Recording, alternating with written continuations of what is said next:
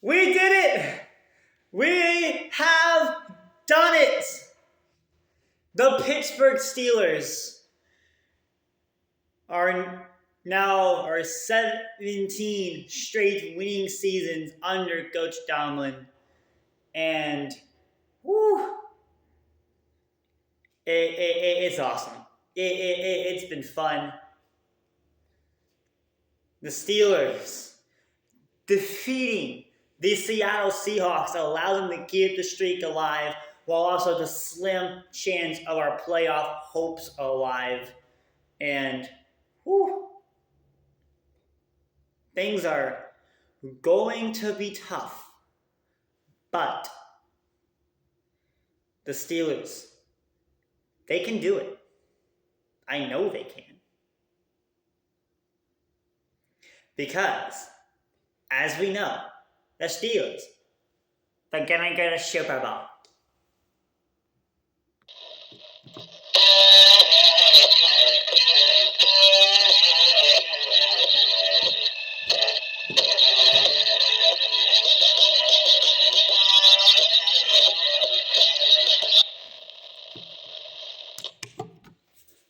Hello, Steelers Nation! Welcome to another episode of Steelcast, the podcast where you don't have to be a Steelers fan.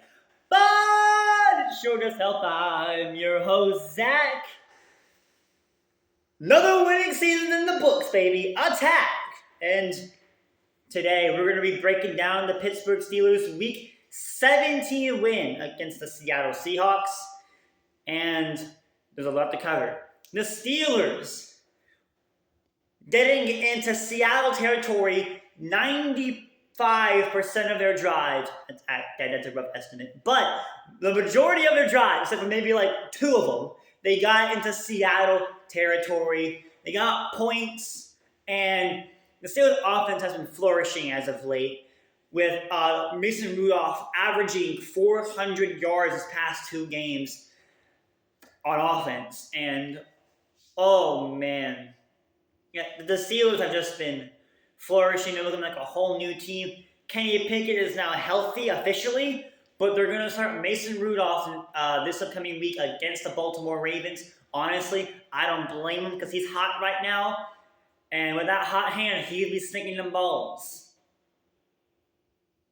But in any case, not really forcing any mistakes on defense, but being able to stop them on crucial downs has been very effective. But oh yeah, there were some forced fumbles that the Steelers forced. T.J. Watt got another sack. The Steelers defense had themselves a heyday against the Seattle offense. And let's take a look at our offensive leaders this week, as you know how it be. You know tradition by now. Pull out the whiteboard. Let's take a look. Passing, Mason Rudolph, 18 of 24, 274 yards. And Geno Smith, 23 of 33, 290 yards and 1 touchdown. Rushing, Najee Harris, 27 carries, 122 yards and 2 touchdowns. And of course, Kenneth Walker III, 10 carries, 53 yards, 1 touchdown. Receiving, George Pickens, 7 receptions, 131 yards, and DK Metcalf, 5 receptions, 106 yards. So, pretty good stat lines of both teams, all things considered, except for their rushing attack. That was pretty much non-existent. The Steelers kept their rushing attack in check.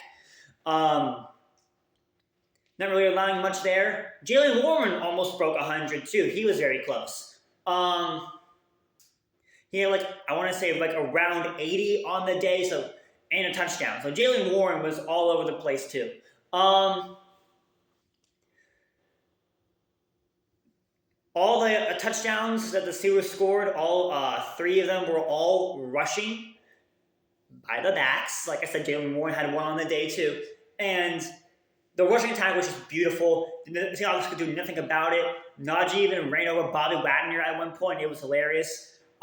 He even did one of the classic Derrick Henry stiff arms too. Najee Harris looking like the first round pick that we all knew he could be. The offensive line actually had some solid blocking this week, which is not something you hear very often in Steelers football, but the offensive line actually looked okay for once. So this is the kind of Steelers offense you want to see on the field. I don't care who's running it at the helm. With the weapons that the Steelers offense has, it should look like this every week. I don't know why it hasn't been that consistent. Maybe because of Matt Canada, maybe because Trubisky just sucks. Maybe it's a little mix of both.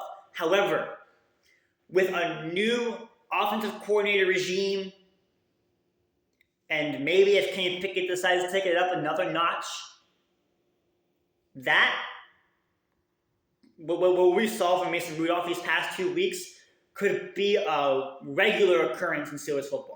And that is something I'm very looking forward to. It all depends on the OC they're going to hire as of this coming season. But that's a big if. So Steelers looking for their final win this week against the Baltimore Ravens, potentially securing their spot, assuming the Bills lose to the Dolphins. And I think the Texans have to beat the Colts too. I mean, they should preferably tie, but that's kind of impossible. And even though the Texans have the tiebreaker against us, we have more conference wins than they do. So therefore, we get the tiebreaker. So we need the Texans to beat the Colts and the Dolphins to beat the Bills. We do that, we're in. So, or the Jaguars have to lose to Titans as well, which I'm not sure how that's going to happen, but we're not going to worry about it. So we're still looking, it's slim, but it's there. Even if we beat the Ravens, it's not really going to, and we don't make it, I'm not going to be that upset because we finished the season on a high note with a winning record, so who's going to complain in Steelers Nation right now? Looking forward to the off season. We'll see how all these things go. But if we do get in, just know, Steelers gonna get a Super Bowl. But let me know what you think down in the comments below. Who do you got winning this week? And how do you think the Steelers are gonna do? Will they get in? Will they not? Let me know. I am your host. My name is Zach Attack. And as always, you're in Steelers country.